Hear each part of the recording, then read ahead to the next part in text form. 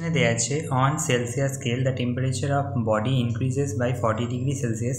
The increase in temperature on Fahrenheit scale is ঠিক আছে। তাহলে সেলসিয়াস স্কেলে increase in temperature 40 degree Celsius এটা দেওয়া আছে।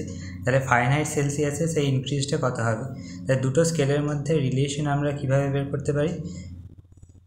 T1 minus ice point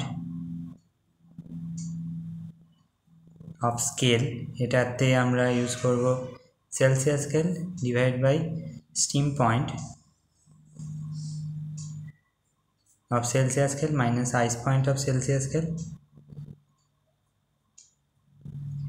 equals to T2 minus ice point of Fahrenheit scale divided by steam point of Fahrenheit scale minus ice point of Fahrenheit scale। ঠিক আছে, এবার এইখানে দেওয়া আছে 40 degree Celsius increase হচ্ছে, তাহলে T1 যদি 40 ধরি, 40 minus 0 divided by steam point হচ্ছে 100 degree Celsius, 100 minus 0 equals to T2 minus ice point of Fahrenheit scale হচ্ছে 32 হয়, divided by steam point হচ্ছে 212 minus ice point 32।